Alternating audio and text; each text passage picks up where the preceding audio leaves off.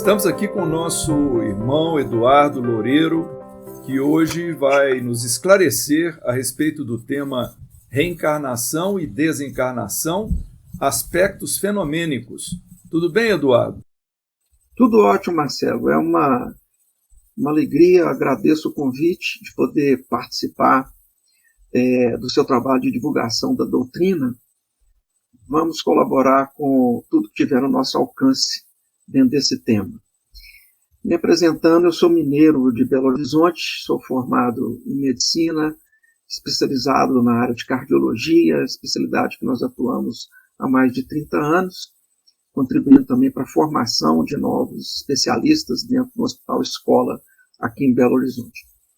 E tivemos também a grande bênção de ter conhecimento, contato com a doutrina espírita ainda em nossa adolescência.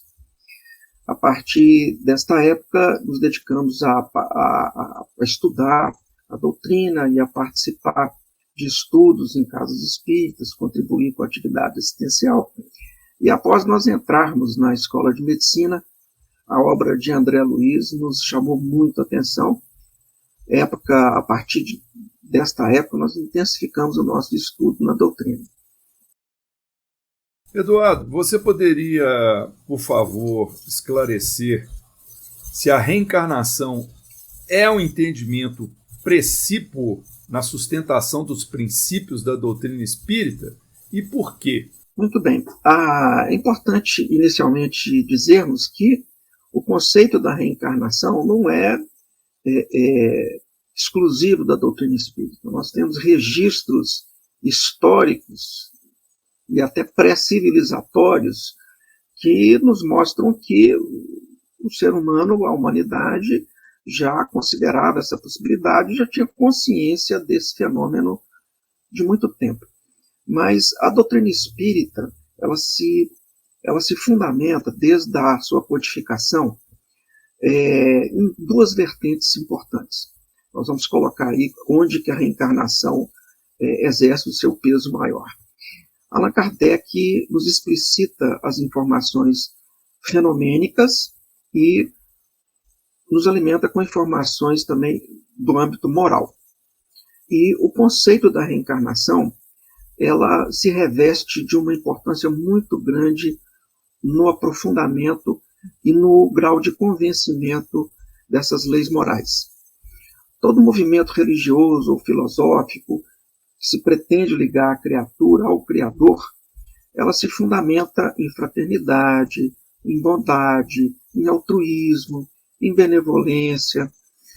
E uma vez que nós estamos imbuídos do convencimento da realidade da reencarnação, é colocado sobre o indivíduo ainda recalcitrante um peso muito grande, um peso de responsabilidade muito grande. Porque o indivíduo, quando não está ciente desse fenômeno natural, que é o fenômeno da reencarnação, muitas vezes ele julga que um ato menos feliz, um ato que possa vir a prejudicar ele ou o próximo, a partir do momento que ninguém sabe, toma consciência desse fato, findo a existência física, o problema está resolvido. Né? No entanto, quando nós temos consciência do processo de reencarnação, isso adquire uma nova conotação. Também na codificação doutrinária, na codificação moral, Allan Kardec nos aprofunda muito no conceito de ação e reação. Nos faz entender que o conceito de ação e reação ele não se aplica apenas ao que Isaac Newton nos ensinou.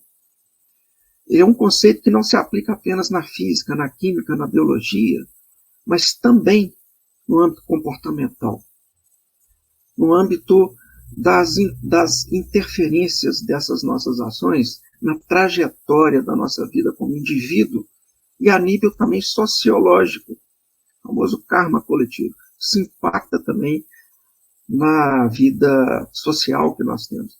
Então, uma vez cientes, né, do impacto e da veracidade, da lógica da lei de ação e reação, e entendendo que essa reação a uma decisão que nós tomamos em uso do nosso livre-arbítrio, ela vai irreversivelmente impactar, reverberar sobre o agente emissor. Não sendo agora, será no futuro de posse de um outro corpo físico. Então, isso traz esse peso, esse impacto muito grande. Por outro lado, nos traz também um conforto e um alento muito grande, porque a condição humana, ela se caracteriza pela falibilidade. O erro, o deslize, ele é inerente à condição humana. Nós não somos espíritos puros e imperfeitos. Se voluntariamente ou não nós cometemos algum deslize, nós não estamos condenados ao inferno eterno, como nos faz crer algumas religiões e filosofias que tentam colocar um domínio sobre nós. Temos, então, dentro desse aspecto, dentro dessa ótica, uma manifestação da misericórdia infinita do Pai. De forma que nós, sabendo que nós teremos uma nova chance, que teremos uma nova oportunidade, isso nos traz também um conforto muito grande, compensando aí esse peso da responsabilidade. Considerando-se, Eduardo, que Allan Kardec estimulou a aliança entre ciência e religião, qual a relevância em se estudar os aspectos fenomênicos da reencarnação e da desencarnação? Muito bem, vamos primeiro tentar entender esta questão de Allan Kardec. Allan Kardec era um pedagogo. Ele era um indivíduo possuidor de uma didática excepcional. Então, essa dicotomia entre religião e ciência, isso é apenas um fato didático. Na verdade, são realidades que se intercedem. Elas são basicamente uma coisa só. Né? Vamos tentar explicar de uma forma mais simples. O conhecimento humano, nós poderíamos separar em 3 compartimentos: o científico, o metafísico e o religioso. São 3 óticas, 3 formas, instrumentos diferentes de nós enxergarmos, interpretarmos a realidade, que é uma só. A ciência, ela se fundamenta numa metodologia em que nós conseguimos controlar aqueles fenômenos que nós supomos reais. Nós conseguimos colocar isso dentro de um laboratório, mensurar esses fenômenos e reproduzir esses fenômenos. Isso é a metodologia científica. Quando nós não conseguimos enquadrar um fato, um fenômeno, obviamente um fenômeno não imaginário, um fenômeno real, dentro dessa metodologia, ela pode se enquadrar dentro do que nós chamamos de metafísica. São fenômenos e fatos que nós não conseguimos enquadrar dentro da metodologia científica, mas um trabalho estatístico desses dados mostra que isso é uma evidência, embora nós não consigamos mensurar e muitas vezes não conseguimos reproduzir. E quando nós não conseguimos enquadrar isso nem dentro da metafísica, nós chamamos isso de um fenômeno místico ou religioso. Vamos dar um exemplo. Há pouco mais de 100 anos, vamos imaginar uma noite chuvosa com trovoadas, raios e trovões. Até pouco mais de 100 anos, nós considerávamos um trovão, um raio, como um fenômeno místico. Nós imaginávamos que era a manifestação de um Deus caprichoso e vingativo que despejava sobre aquela comunidade, sobre aquelas pessoas, a sua ira. Hoje nós entendemos o fenômeno de um trovão e de um raio como um fenômeno estritamente científico. Nós já conseguimos pegar esse fato, que é um fenômeno real, e enquadrá-lo dentro da caixinha da ciência. Nós conseguimos, inclusive, reproduzir esse fenômeno dentro de um laboratório. Né? Então, essa divisão ela é apenas didática. Né? Cada vez mais nós vamos desenvolvendo instrumentação, né? Um fato ele é religioso, ele é metafísico, porque nós não desenvolvemos ainda a instrumentação tecnológica para mostrar isso aí. Dentro do espiritismo nós temos alguns estudiosos que estão aprofundando muito numa técnica muito interessante, que nós imaginamos que em pouco tempo vai estar bastante difundida entre o meio espírita ou não, que é a transcomunicação instrumental. É a forma de nós entrarmos em contato com o plano espiritual, com entes que já estão vivendo no plano espiritual através de instrumentos tecnológicos, como um computador, como uma TV, como um celular. Nós já temos registros, evidências desse fenômeno, mas não temos ainda um domínio completo sobre ele. Então, isso para a gente explicar a questão da religião e da ciência. Essa interseção ela é fundamental, ela é obrigatória, porque trata-se de uma coisa só. Né? Mas e a relevância em estudar os aspectos fenomênicos, né, da encarnação e de desencarnação. Duas palavras resumem esse entendimento: expansão de consciência. Estudar os fenômenos naturais, que é um fenômeno natural a reencarnação, hoje, até mesmo dentro do meio científico, dentro do meio médico, para quem quer aprofundar e estudar isso um pouco mais, a grande dificuldade que nós temos é de contradizer o fenômeno da reencarnação. Nem é o trabalho de explicar. As evidências são tão fortes, são tão explícitas, que a grande dificuldade que nós temos hoje é de contradizer a realidade da reencarnação e da permanência, da sobrevivência da nossa consciência, que é o que nós somos, ao fenômeno biológico da morte. Então, a partir do momento que nós tomamos consciência desse fenômeno, isso nos traz uma visão de mundo diferente, uma visão de mundo mais real, mais confortável, vamos dizer assim, né? E nos convida a comportamentos cognitivos e emocionais mais equilibrados. Por exemplo, hoje nós temos a infelicidade de vivenciar dentro da nossa prática médica indivíduos que se desestruturaram completamente diante da finitude do falecimento de um ente querido. Ora, não é uma situação feliz. Independente do nosso grau de consciência, do nosso grau de conhecimento, a finitude de uma entidade querida, ou mesmo saber da nossa própria finitude, isso não é um ato feliz. Agora, existe uma diferença entre se entristecer e adoecer. Então, frequentemente nós vivenciamos o tratamento e a presença de pessoas que se tornaram completamente disfuncionais, vítimas de uma depressão profunda diante da passagem do plano físico para o espiritual de um ente querido. Então, o estudo e a tomada de consciência desse fenômeno nos convida e nos remete a uma postura mais madura diante desses fatos. Né? Daí a sua importância. Importante também a gente ter o conceito de que nós estamos inseridos dentro de sistemas temporo-espaciais.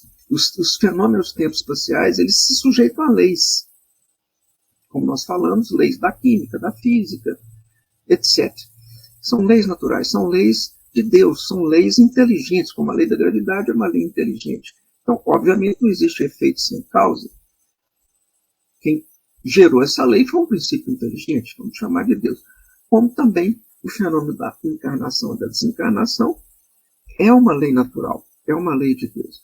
E quando nós nos tornamos cientes das leis naturais, quanto mais leis naturais, leis de Deus, nós nos tornamos conscientes, menor a nossa chance de sofrermos.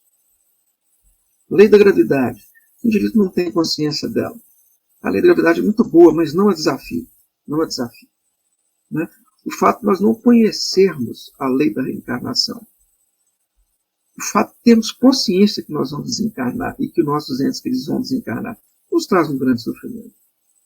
Poderíamos chegar à raia do desespero, mas a partir do momento que nós entendemos isso como da forma real como ela é, que não existe uma finitude da vida em si, e apenas de um invólucro, de um veículo de expressão, isso já nos traz um conforto e um potencial de sofrimento muito menor. Eduardo, vamos falar primeiro sobre a reencarnação? Você poderia nos dar noções desse processo? Importante primeiro a gente discorrer um pouco sobre o conceito. Vamos falar um pouco do campo conceitual. O que seria a encarnação? Né? A encarnação seria caracterizada por aquele momento em que há a fecundação no seio do útero materno?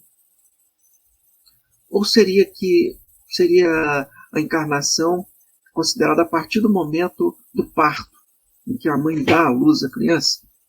Seria isso a encarnação? Se a gente for analisar do ponto de vista médico, sim.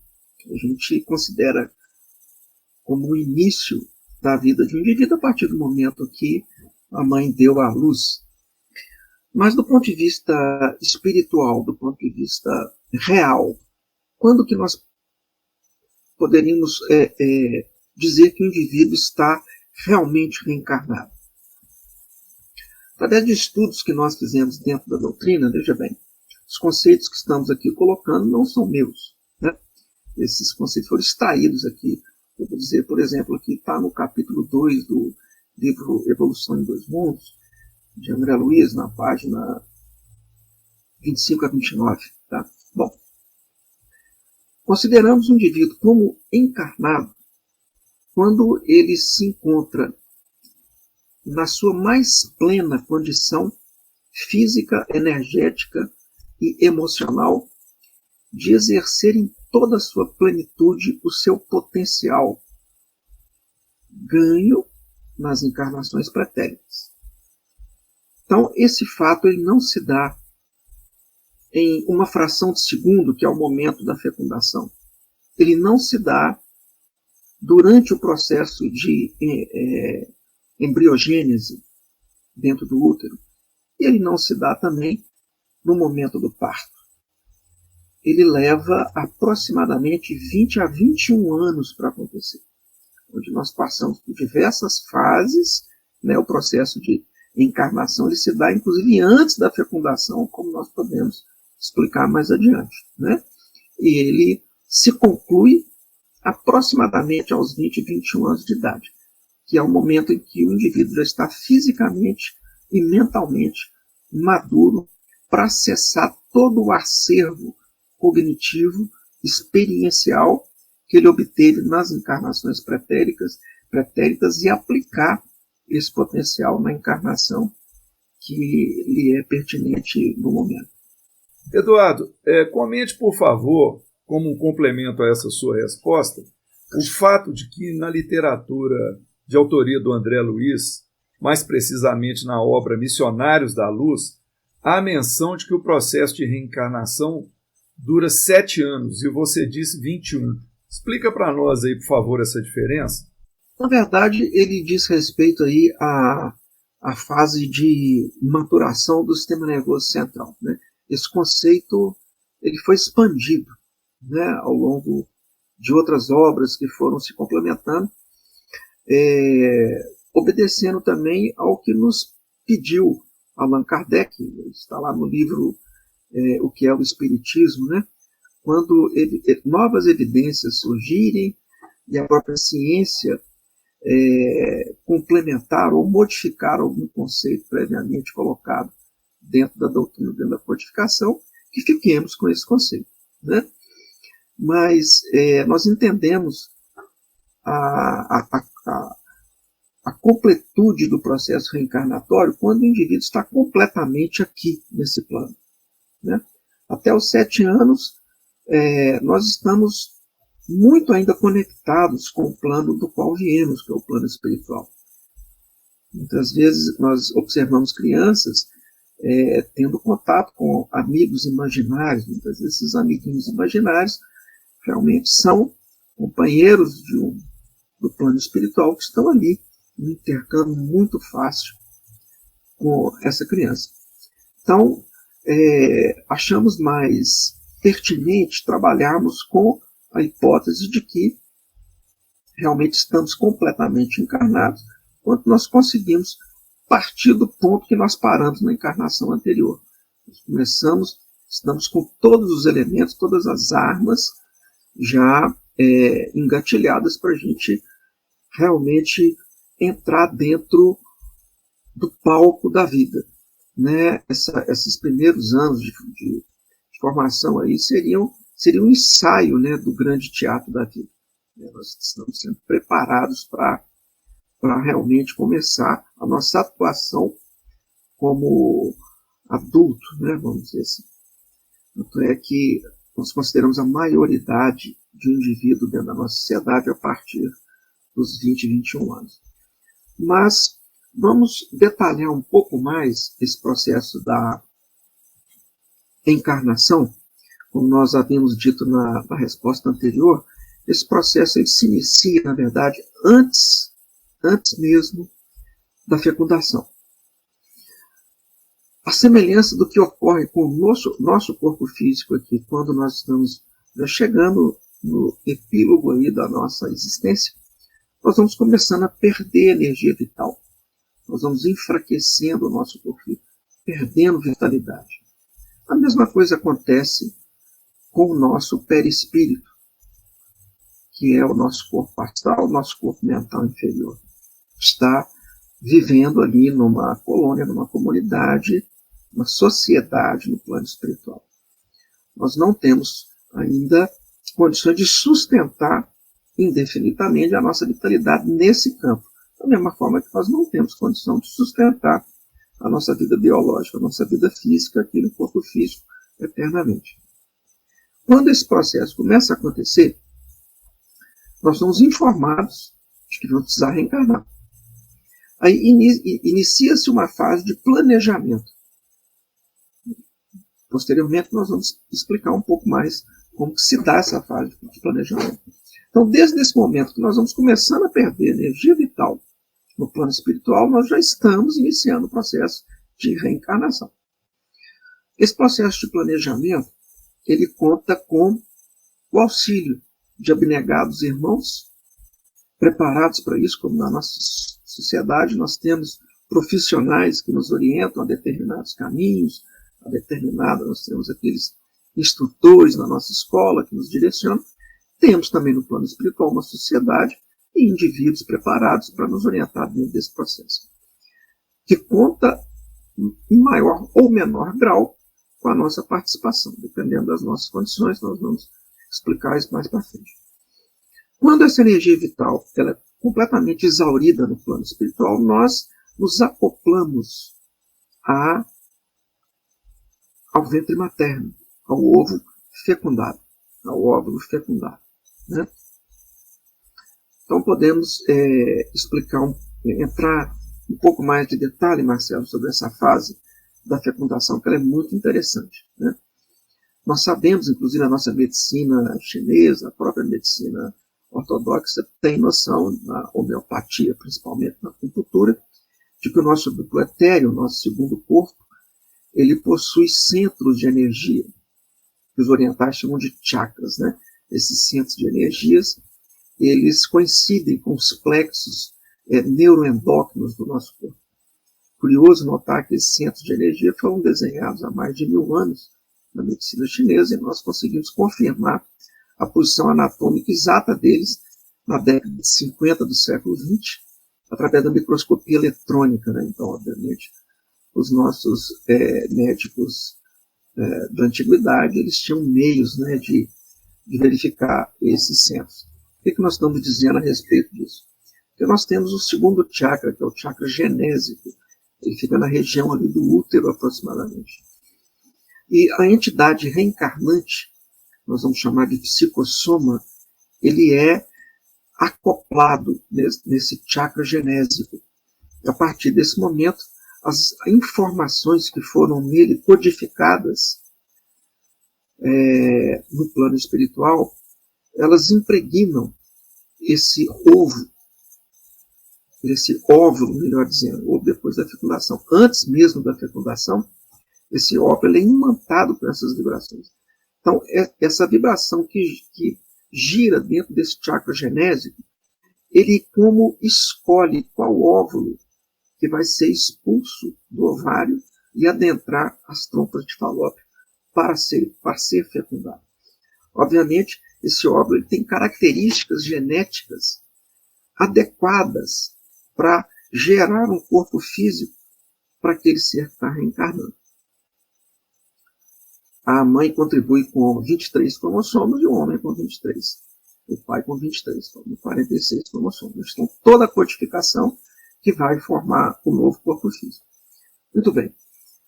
Quando o material genético masculino é depositado no corpo feminino, existe uma movimentação imensa desses elementos celulares, espermatozoides, até o óvulo em trânsito pela trompa de Falópio. E um fato curioso, é um óvulo, são 150 milhões de gametas masculinos ali. Por que essa quantidade? E por que um só consegue fazer o processo de fecundação? A nossa medicina acredita que é o mais apto, que tem mais mobilidade, o mais forte, o vitorioso. Na verdade, não é isso. O que vai conseguir adentrar e fecundar o óvulo é aquele elemento celular que tem um material genético mais adequado, em sintonia com as vibrações que o centro genésico, o chakra genésico da mãe, foi imantado. Então, é por uma lei física de sintonia que esse elemento celular adequado para a formação desse novo corpo físico vai conseguir adentrar o óvulo, transformando-se em ovo, né? Então, essa é uma fase importante que nós chamamos de fase de acoplamento. Quando isso acontece, o corpo, o psicossoma do ser reencarnante perde completamente a consciência. Ele já estava em estado pré-inconsciente, ele fica completamente inconsciente. Aí nós vamos ter o fenômeno da embriogênese, em que as várias etapas vão acontecendo, nós vamos falar um pouco mais sobre elas, até que ocorre o parto. Acontecendo o parto, o indivíduo está reencarnado parcialmente. Ele está parcialmente reencarnado. Ele vai passar por um processo de maturação e de adaptação, como nós falamos, vai durar aproximadamente 20, 21 anos. Então, do 0 aos 3 anos, a gente passa ali pela primeira infância, é uma fase em que nós vamos adaptando ao novo ambiente que nos cabe viver. Então, é uma fase em que nós começamos andando de 4. Nós estamos recapitulando ali a época em que o nosso princípio espiritual viajou pelos nossos irmãozinhos inferiores quadrúpedes, né? E depois nós já conseguimos andar sobre 2 pés, alcançando aí o nível dos primatas. Nós vamos devagarzinho nos adaptando. É uma fase também que nós aprendemos a controlar os nossos esfíncteres. É uma fase em que nós alimentamos ainda de líquido. Nessa fase a gente não consegue muito alimento sólido, é mais pastoso líquido. Quer dizer, nós estamos adaptando o nosso sistema de obtenção de energia vital pela alimentação. A partir dos 3 anos entramos ali numa segunda fase da infância, em que vamos recapitulando alguns fenômenos que nós já passamos em nossas encarnações inferiores. Nós vamos falar um pouco mais sobre isso no momento posterior dessa entrevista, até que nós chegamos até a maturidade em que estamos completamente aptos, já uma maturidade física, mental e emocional, muitas vezes não ideal, mas é a máxima que podemos atingir, ou aquela que nós terminamos a nossa encarnação inferior. Aí sim, nós entramos para valer no palco da nossa vida. Aí começamos a atuar já devidamente preparados e na plenitude do nosso potencial. Eduardo, quais seriam os tipos possíveis de reencarnação? Muito bem, Marcelo. Fundamentado também na literatura espírita, nós podemos dividir didaticamente os tipos de reencarnação em 3. Nós temos as reencarnações de caráter expiatório, temos as reencarnações de caráter provacional. Sabemos que nós estamos num mundo de provas e expiações. Então, a grande maioria das nossas encarnações dos seres encarnados aqui estão em experiências, quando não provacionais, em experiências expiatórias, né? A experiência expiatória, ela é integralmente compulsória.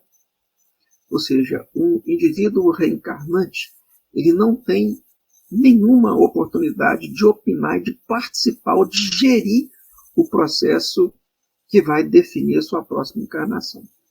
Ele não consegue participar desse processo. por limitações morais, por questões emocionais limitantes, dívidas kármicas muito pesadas e por falta de conhecimento também, preparo emocional e de conhecimento. Então, os nossos abnegados amigos, eles interferem no sentido de programar essas encarnações. Infelizmente, são as mais frequentes em nosso orbe. Alguns outros já passam por um processo provacional.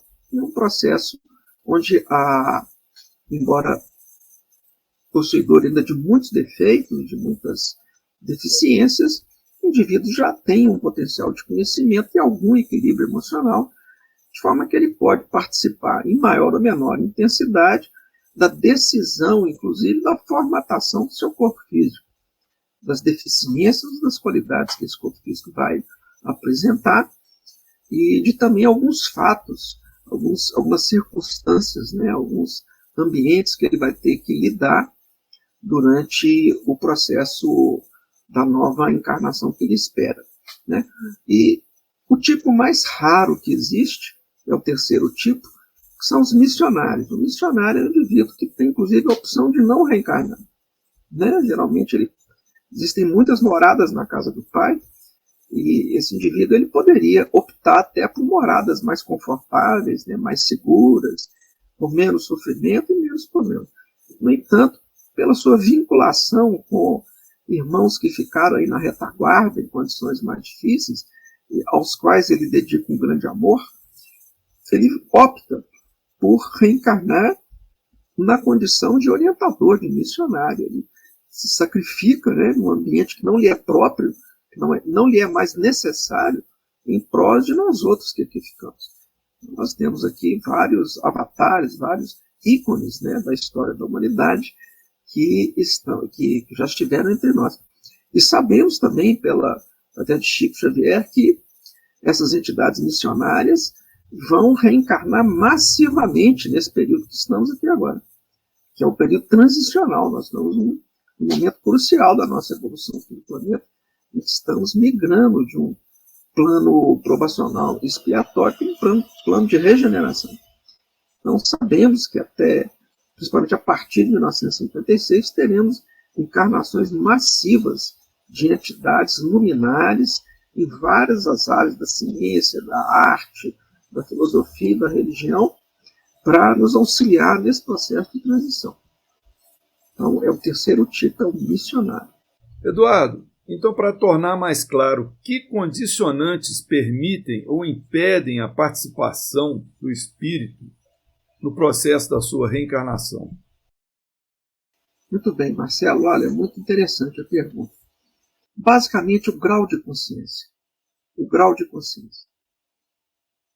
A nossa maturidade emocional, ela acontece em função do nosso campo informacional, dos nossos conceitos, dos nossos paradigmas, das nossas verdades. Então, o indivíduo que tem o seu campo informacional, os seus conceitos, tem conhecimento sobre as leis, ele vai automaticamente adotar comportamentos e gerar emoções mais equilibradas. Então, a sua participação dentro desse processo está em ordem direta com esse grau de consciência, de conhecimento e de equilíbrio emocional. Vamos fazer aqui um paralelo para a gente entender melhor. Em nossa sociedade, aqui no planeta, na Terra, as nossas instituições de ensino, nós temos ali a figura dos alunos, temos a figura ali do professor, do diretor, do pedagogo, do disciplinário, etc. Aí vem a pergunta, eles estão ali para nos orientar, nós, os educandos, estamos ali em formação, em evolução. São todos os alunos que têm condição de definir que matéria que ele vai estudar no próximo ano? Será? Será que todos os alunos podem participar na decisão da metodologia pedagógica que vai lhe ser colocada nessa etapa do seu desenvolvimento? Agora, existem universitários que eles podem participar sim, né? Não, no ano que vem eu quero fazer só 3 matérias, essa matéria eu quero fazer em tal lugar, em tal condição, ou quero me valer de ensino à distância ou não, eu quero ter um pouco mais de prática do que de teoria, isso em algum momento acontece. Né? Não diferentemente, esse processo acontece também no plano espiritual. Esse raciocínio ele é feito da mesma forma como nós estamos colocando aqui agora, não há muita diferença. Agora vamos falar a respeito da recapitulação, que é um fenômeno curioso. Nos explica isso aí, por favor. Muito bem. A recapitulação, Marcelo, é uma das etapas mais importantes e mais curiosas, como você disse, mais interessantes, né, no processo de reencarnação ou de encarnação. Ela se dá em duas fases. A primeira recapitulação ela é feita imediatamente após a fecundação do óvulo, quando ele se torna ovo. Nós chamamos aqui na biologia, na medicina, de embriologia, a ciência que estuda, né, a embriogênese, é a formação do corpo físico nas diversas etapas. Então, existe uma frase interessante que diz que a ontogênese repete a filogênese. A ontogênese é a formação do nosso corpo físico. É o processo embrionário que nós somos submetidos. E a filogênese são as diferentes etapas que passam a vida biológica, desde a sua protocélula, da primeira ameba, do primeiro ser unicelular, que surgiu dentro da grande sopa dos mares, né, nas épocas em torno de 3,5 ou 6 bilhões de anos atrás, até o primato. Então, a gente passa por várias formas. Então, durante os 9 meses de gestação, as 36 semanas de gestação, o nosso princípio espiritual ele recapitula rapidamente todas essas etapas. Então, o que é o óvulo fecundado é mais do que um ser unicelular que iniciou-se há 3,5 bilhões de anos atrás. É exatamente a mesma coisa. Nós entramos naquelas etapas da embriogênese, né, que passa pela mórula, gástula, e vamos cada vez subdividindo, em torno de 4 semanas nós já temos um coração formado. Veja bem, essa etapa é semelhante à etapa que nós passamos na condição de seres aquáticos, de peixes. O coração nessa etapa ele é bicavitário, tem 2 cavidades. Nós sabemos que o nosso tem 4. Né? Então, nós recapitulamos a fase de seres ainda aquáticos, de peixes, basicamente de insetos. Tem um coração com 2 cavidades. Logo em seguida, com o avançar do desenvolvimento embrionário, nós passamos a ter um coração de 3 cavidades. Que animal, que ser que tem um coração de 3 cavidades? Os anfíbios. Nós recapitulamos, durante a nossa formação, a etapa que nosso princípio espiritual, agora já humano, hominal, passou como anfíbio. Considerando, por exemplo, a gestação de um anfíbio, quando chega nesse ponto ele nasce. Considerando a formação biológica de um peixe, quando chega no ponto de coração bicavitário, ele nasce. No entanto, nós continuamos. Até que nós ganhamos, a seguir, um coração de 4 cavidades. O nosso sistema nervoso central ele forma o córtex, que é uma estrutura bastante desenvolvida em nós hominais, diferentemente dos nossos irmãos ainda não possuidores da racionalidade. Muito bem. Quando nós nascemos, nós somos um pouco mais do que um primata. Então nós recapitulamos em 9 meses 3,6 bilhões de anos, em que o nosso princípio espiritual iniciou na matéria orgânica, numa protocélula, até a condição de primata. Né? Muito bem. Então essa é a primeira recapitulação. A ontogênese repete a filogênese. Nós repetimos na nossa formação embriológica toda a evolução do reino animal. Né? Inclusive na fase vegetativa, né? Que nós não dizemos na parte vegetal. Bom, então, nessa segunda fase, a partir do nascimento, né, do parto, nós iniciamos a segunda recapitulação. Essa recapitulação é especialmente interessante, porque nós reprisamos, num período de até 20 anos, todas as etapas que nós passamos, não como seres irracionais, mas como seres racionais. A segunda recapitulação acontece a partir do momento que nós entramos no reino nominal, já possuidores da razão, já autoconscientes, né? Já homens. Então, nós passamos por uma fase, o que caracteriza uma criança ali até os 7 anos? Não todas, mas a grande maioria. É um comportamento bárbaro. É um comportamento, em determinados momentos, violento. Ele acha isso maravilhoso. Que tipo de brinquedo, muitas vezes, atrai uma criança até os 7 anos? Eu acho que uma espadinha, né? Um instrumento de guerra ali, né? Isso pode se estender até mais, porque até a fase lúdica, em que temos muitas aí adolescentes ainda se comprazendo, se sentindo muito à vontade em jogos de lutas, de infligir a morte sobre o outro, etc.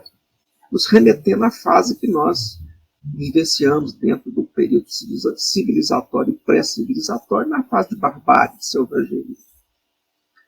Logo em seguida, nós entramos na fase da fantasia, né? Que é em torno dos 7 anos, um pouquinho mais de 5, aos 10 anos aproximadamente, em que nós vivemos no mundo da fantasia. Né? O indivíduo acredita ali no Papai Noel, nas fadas, nos gnomos, e se fundamenta em ficções para poder gerir sua vida. Ele tem o seu campo mental prioritariamente voltado para condições de fantasia, lúdicas. Depois ele entra propriamente na fase lúdica, que é em torno ali dos 10 aos 12, 13 anos. Né? É a fase em que tudo é uma disputa, tudo é um game, né? Tudo é um jogo. Então isso tudo faz parte, né? Isso já nos remete para a Idade Média, nos remete para da Idade de Cristo até a Idade Média. Né? Na época das disputas, das grandes guerras, né, dos domínios, dos imperialismos. Né? Então, nós recapitulamos nesse período todas as fases que nós passamos ali como seres humanos dentro de um planeta primitivo e de um planeta provacional expiatório até o ponto que nós chegamos. Né? Ao final de 20 anos, nós já passamos por todas essas etapas e podemos. Isso é uma divisão assim, genérica, mas nós vemos crianças, espíritos bastante avançados que pulam etapas. Nós chamamos de criança precoce. Aquela criança que pulou a fase lúdica, ou que pulou a fase da selvageria, né, que pulou a fase da irresponsabilidade, e já apresenta um comportamento adulto, um comportamento maduro e equilibrado, já numa idade precoce. Mas, normalmente, esse processo todo transcorre até os 20 anos. Não quer dizer também que o indivíduo que chegou até os 20 anos, ele ultrapassou todas as etapas. Se na encarnação passada ele parou na fase da selvageria, ele vai continuar na fase da selvageria. Ele vai continuar fazendo atrocidades. Quando ele entra no palco da vida aos 20 anos. E se ele parou na fase lúdica, nada contra os esportes, mas nós conhecemos diversos indivíduos em que a vida mental deles gira 80% em torno de competições de jogos. A gente nota isso. Isso é uma coisa que movimenta a atividade mental desse indivíduo.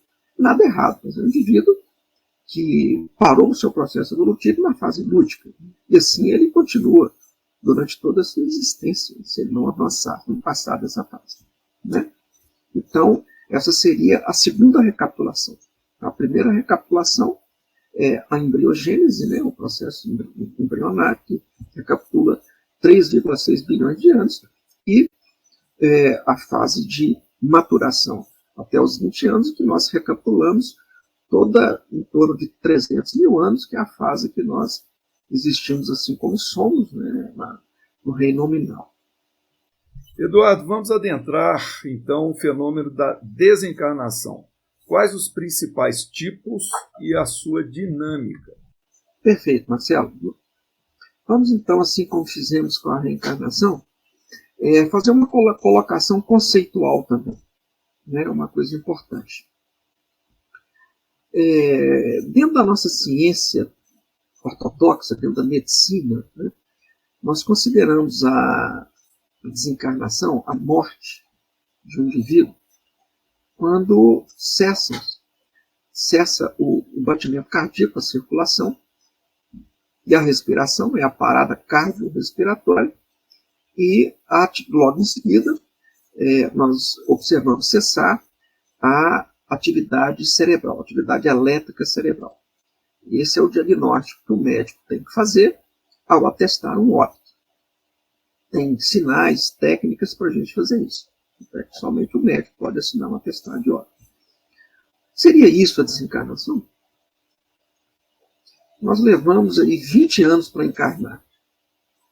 9 meses para o nosso corpo se formar. Para a gente tomar consciência de que nós somos, de quem nós somos, leva mais de 10 anos. Será que o desencarne é assim? Porque em uma fração de segundo nós temos em 3 minutos parada cardiorrespiratória. O movimento reflexo respiratório pode levar até 3 minutos. Em 7 minutos nós não temos mais atividade elétrica cerebral. Será que nós levamos 7 minutos para desencarnar? Seria isso? Acreditamos que não. Acreditamos que não. Né? O processo de desencarne, ele é muito mais lento do que nós imaginamos. Ele pode, também, a semelhança do processo de encarne, durar anos. Qual seria o conceito de desencarnação? É muito semelhante ao conceito de encarnação. A desencarnação, ela se completa no momento em que a entidade que está desencarnando, ela se encontra na plenitude do seu potencial físico, mental e energético para iniciar suas experiências evolutivas no plano que nós chamamos aqui no Espiritismo de erraticidade. Isso não se dá em 3 ou 7 minutos. Isso não se dá em alguns dias. Esse processo de desacoplamento da nossa realidade física pode levar também anos. Nós podemos explicar isso com mais detalhes a seguir. Então, nós temos 3 tipos, né, atendendo a essa pergunta, de desencarne. Nós temos o desencarne natural, o desencarne patológico agudo e o desencarne patológico crônico. O que seria o desencarne natural? O desencarne natural seria aquele em que a entidade espiritual conseguiu completar todas as atividades, todos os propósitos que lhe cabiam nessa existência física, nessa existência orgânica aqui no plano terreno, onde nós vimos exaurir completamente as energias vitais que foram programadas no seu corpo, no seu duplo etéreo, nem é no seu perispírito, no seu duplo etéreo, que é o nosso segundo corpo. Quando isso acontece, o fenômeno do desencarne, ele é suave, ele é indolor, ele é muito tranquilo, a semelhança do que aconteceu quando nós encarnamos. Normalmente nós encarnamos de forma tranquila, de forma natural. Nós não percebemos o processo. Né? Vamos imaginar que nós devemos ter muitas mães aqui nos assistindo. Né? Será que alguma mãe conseguiu perceber o momento que o ser encarnante se acoplou em seu óvulo? Isso não aconteceu. Se você fechar os olhos e deixar cair sobre a sua pele uma pluma, você vai perceber. Então, se um ser reencarnar no útero de uma mulher, ela não vai perceber. De tão suave que é o processo. E o ser também que está encarnando, se ele o faz de forma natural, se ele não o faz com revolta, esse processo também para ele é suave e indolor. Obviamente não é para todos. Nós conhecemos gestações que são muito sofridas para a mãe, passa muito mal. E temos também situações em que o ser reencarnante ele sofre demais para encarnar, porque ele o faz com revolta, contra a sua vontade. São aquelas encarnações compulsórias. Mas as encarnações de entidades mais avançadas, elas se processam de forma muito tranquila, muito suave. Assim como provavelmente ocorrerá a desencarnação desse indivíduo. Então, nós temos dentro da medicina o que nós chamamos de falência múltipla de órgãos. A semelhança do que dizemos no plano espiritual, nós encarnados vamos perdendo a nossa vitalidade, geralmente na senescência, na terceira idade, com o avançar da idade. Nós vamos perdendo a nossa vitalidade, as nossas funções orgânicas vão declinando, até que há um adormecimento, um apagar de uma vela de forma muito natural, muito suave, indolor como o sono. Você adormece e desperta no outro ponto. A segunda forma é a forma patológica aguda, que representa a maior parte dos desencarnes no nosso plano probacional expiatório. O processo patológico agudo ele se caracteriza principalmente pelas doenças cardiovasculares. O que mais promove o desencarne de indivíduos em nosso planeta atualmente são doenças cardiovasculares.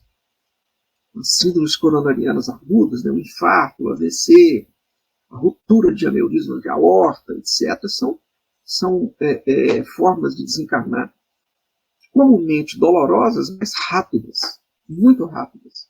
Geralmente elas são rápidas. Ou elas são instantâneas, elas levam algumas horas ou no máximo alguns dias. Nessa categoria de desencarnes patológicos entram também os acidentes, os acidentes automobilísticos, os acidentes domésticos, etc., etc. Muitas vezes causados por uma inconsequência, por uma irresponsabilidade, um mau uso do nosso livre-arbítrio, assim como essas doenças a que nós nos referimos, ou por uma programação kármica inexorável, que já estava ali programada, nós passarmos por uma morte violenta, seguramente que já infringimos uma morte violenta a outra. Né? E a terceira forma é a forma patológica crônica. Essa talvez seja uma das mais complicadas, mais dolorosas, porque o indivíduo ele leva muitas vezes até anos para desencarnar. Seria as doenças degenerativas, as doenças oncológicas, os cânceres, muitas vezes o tratamento pode ser até mais sofrido que a própria doença, aquele afã de prorrogar a encarnação, muitas vezes isso acontece, e o indivíduo é submetido a múltiplas cirurgias, a tratamentos quimioterápicos, radioterápicos, por aí vai. E se tiver em sua programação, ele acaba desencarnando daquele de uma forma muito sofrida, uma forma crônica, pode levar até muitos anos. Então são basicamente essas três formas. A mais frequente é a patológica aguda. E qual seria o significado de um espírito ser completista? Muito bem, Marcelo, muito interessante, muito interessante. Nós chamamos de espírito completista aquele que conseguiu exaurir todas as energias vitais de que foi dotado o seu duplo etéreo, o seu modelo organizador biológico, que é o nosso segundo corpo. É o corpo onde o homeopata trabalha, onde o acupunturista trabalha, que a nossa medicina já conhece e reconhece em um corpo físico também. Então, para a gente entender melhor, vamos voltar um pouquinho na fase de planejamento encarnatório. Nessa fase de planejamento, as características do nosso corpo físico elas são moldadas por geneticistas no plano espiritual. Com a nossa participação ou não, com a participação ou não do ser reencarnante. E nesse momento, nós somos dotados, o nosso modelo organizador biológico, o nosso psicossoma, ele é dotado de um potencial de energia vital para conseguir manter o nosso corpo durante o tempo necessário para completude, para plena execução de todos os propósitos que não são requeridos naquela encarnação, que foi planejado para aquela encarnação. Ora, veja, nós podemos ou não, através do uso mais feliz ou menos feliz do nosso livre-arbítrio, exaurir essas energias de forma adequada, coincidindo com o potencial vital, o potencial de manutenção do nosso corpo físico. ou isso pode acontecer de forma precoce. Nós podemos exaurir o nosso potencial físico antes que termine as energias programadas no nosso corpo dupletérico. Não podemos chamar de perispiritual, porque ele deveria acabar junto com o corpo físico.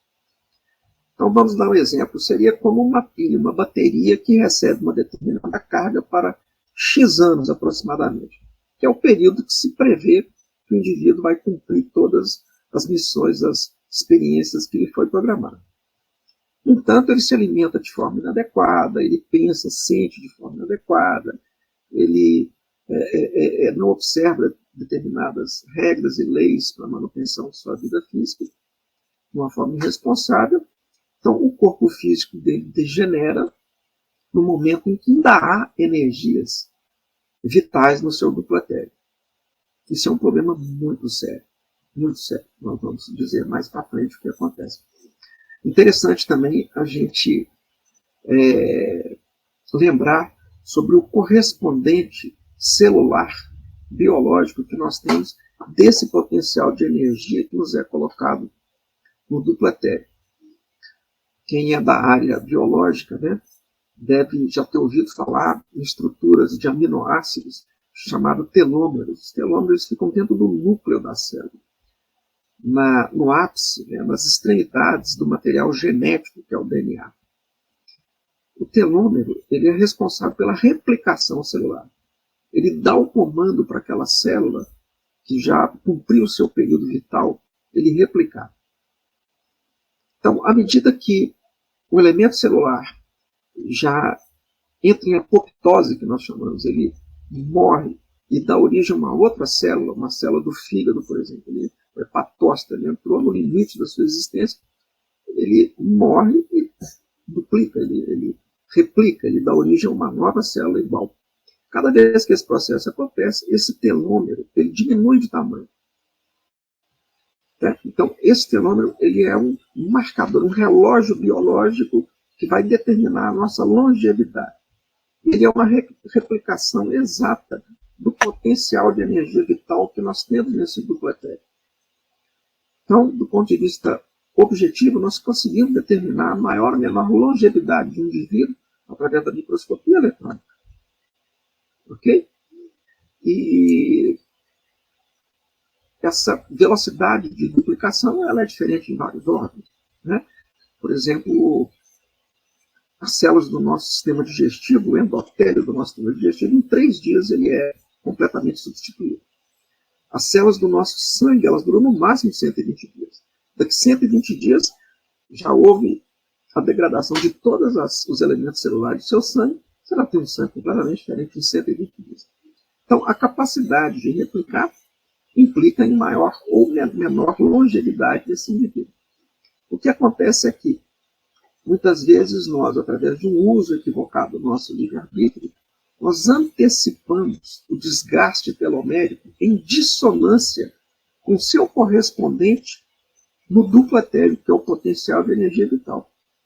Então, nós desencarnamos, nós perdemos o nosso corpo físico em um momento em que nós ainda temos energias de manutenção vital no nosso dupletérico. E essas energias elas têm uma densidade muito próxima ao corpo físico. Então, o perispírito, o psicossoma, não consegue avançar para planos espirituais mais avançados. É o chamado umbral. Né? Então, o completista é aquele indivíduo em que fez coincidir a duração do seu corpo físico àquela energia vital que ele possuía no seu dupletérico, programado anteriormente ao seu processo de construção do corpo físico. Então, ele chega ao plano espiritual completamente livre. A sua desencarnação é totalmente indolor, ela é suave, ela é tranquila, ele se vê completamente livre em um ambiente que lhe é próprio nesse momento, né? Que não é um ambiente que nós vivemos aqui. Eduardo, e como que a gente deve compreender, então, essa tal entrada no umbral? A palavra umbral, o que seria umbral? Né? Nós temos aqui uma sala, tem uma porta. Umbral seria você passar por essa porta. Né? Seria o marco da porta, ali seria o umbral. O umbral é uma zona de transição. Uma zona de transição entre o nosso plano físico, com a densidade que nós temos aqui, com as leis físicas que nós temos aqui, e o plano espiritual. O umbral, todos nós passamos por ele, mesmo os completistas. Assim que nós desencarnamos, nós passamos pela porta. Mas essa passagem tem que ser imediata. A gente não pode ficar parado na porta. Você tem que sair dessa sala e passar para outra sala. Você vai ter que trabalhar na outra sala. Não faz sentido você ficar parado na porta. A menos que você tenha algum lastro, você tenha alguma âncora, algum processo que te impeça de entrar nessa nova sala.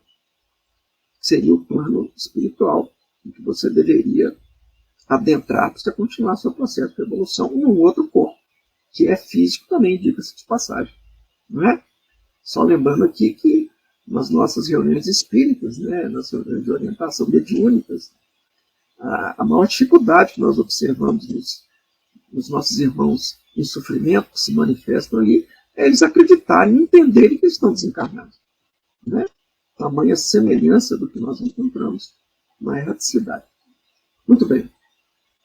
Então, o umbral seria estarmos parados na transição. E quanto tempo que a gente fica parado naquela transição?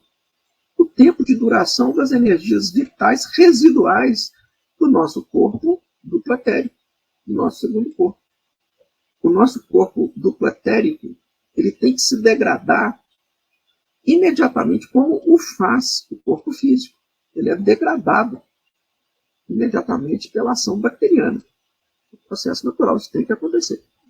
E de forma imediata, o nosso duplo etérico tem que se degradar e desaparecer. Desaparecer completamente, para a gente poder passar esse chamado umbral. Então, umbral seria uma região de transição, portanto, uma região inadequada, que nós não deveríamos nos demorar nela, para adentrarmos na nossa vida espiritual de forma efetiva. Por isso que nós dizemos que a desencarnação pode levar anos. Vamos dar um exemplo aí dentro da literatura espírita, né? Quem já leu O Nosso Lar. Nós sabemos que André Luiz permaneceu por 7 anos no umbral. O que significa isso?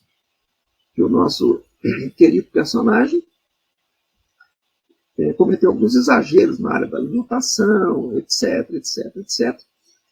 E colocou fim à sua vida física através de um câncer de estômago, um mau uso do seu sistema digestivo, 7 anos antes de terminar, de findar as suas energias vitais no duplo etérico. Então, ele tinha uma energia de uma densidade que manteve preso o seu psicossoma, o seu corpo astral, em uma área, uma região de densidade muito próxima à densidade física que nós aqui estamos. Então, seria como um peixinho fora d'água. É realmente um estágio sofrido, ele não é fácil. A gente fica ali naquele estado, vivenciando situações que não são apropriadas para o nosso corpo astral, para o nosso perispírito, por um período, muitas vezes longo, né, de forma sofrida, até se exaurirem essas energias. Imaginem os senhores o que acontece, né, efetivamente, com o suicida. Um indivíduo que tem um potencial ali de 80 anos, ele põe fim à sua vida aos 20, aos 15. Permanecer em nosso tempo aqui 60 anos em regiões sofridas, em regiões que tem sintonia com aquele desastre que ele se auto-infligiu ali, imagina. Que sofrimento grande é esse, né? Então, umbral é essa transição. Que o ideal é que nós passemos por ela de forma imediata ou mais breve possível. Quais os fatores que colaboram e quais os fatores que prejudicam a desencarnação? O que seria uma desencarnação plena? Muito bem, Marcelo. O que prejudica a nossa desencarnação é a limitação da nossa consciência, é a limitação do nosso conhecimento, é a nossa visão de mundo, né? O estudo desses fenômenos naturais nos permite um campo conceitual mais vasto, uma visão de mundo mais real. E isso nos vai induzir, nos concitar a sentimentos e atitudes mais alinhadas com as leis universais. Né? Então, o apego é o que mais dificulta a nossa transição para o mundo espiritual. Seria o apego e também as nossas prisões instintivas. Né? Isso me faz lembrar de um diálogo entre Chico Xavier e André Luiz. Um consulente, diante de Chico Xavier, pediu para que ele perguntasse para André Luiz o que André Luiz recomendava para ele, como um espírita devotado, totalmente imbuído na sua reforma íntima, o que os espíritos esperavam dele que ele pudesse fazer para ele evoluir nessa encarnação. André Luiz, através de Chico, lhe responde: não esperamos de vós a angelitude, mas se conseguirdes superar um pouco dos seus apetites, dos seus instintos mais básicos, você já terá dado um grande passo. Então, são aquelas leis franciscanas, né, da humildade, da castidade, né, da pobreza, entre aspas. Né? Então, a partir do momento que nós adquirimos conhecimento sobre as leis, Cristo nos concita, né? Amai-vos. Dos conselhos do Cristo é instruí-vos. O que é instruí-vos? Ele nos diz: olha, existem leis, existem regras, existem leis. Vocês têm um cérebro potente, com bilhões de neurônios. Botem isso aí para funcionar e aprendam as leis. Porque toda lei é muito boa, ela não pode ser transgredida. E nós somos infantes ainda diante dessas leis. Nós transgredimos essas leis de forma voluntária ou de forma inconsciente, mas que seja inconsciente. Existe um princípio que diz que o desconhecimento de uma lei não nos isenta das consequências da infração dessa mesma lei. Uma criança de 2 anos, ela pula do 10º andar. Mas o fato dela desconhecer a lei da gravidade, ela não vai estar isenta das consequências. Né? Então, o que nos dificulta o desencarne é o desconhecimento dessa lei natural. É o medo e o desespero que nós ficamos diante disso e o apego que nós temos às coisas que aqui ficam como um fim. Nós não entendemos os objetos, as pessoas, os prazeres, as vivências que nós temos aqui como um meio. A gente entende isso como um fim. Isso dificulta muito o processo desencarnatório. Mesmo que o indivíduo já tenha passado pela experiência umbralina e já se veja despojado das energias vitais. Existem aqueles liames mentais que nos prendem também ao campo, à cena física, aqueles que nos deixam. Né? Então, é basicamente a limitação consciencial, a falta de conhecimento e os apegos, né, instintivos. E onde se encontra, então, a sede desse apego por pessoas ou por coisas? Ela se encontra, Marcelo, no nosso campo mental inferior, né, que seria o nosso 4º corpo. Então, nós temos 7 veículos de expressão da nossa consciência, que é o que somos verdadeiramente, né? Criados à imagem e à semelhança do Criador.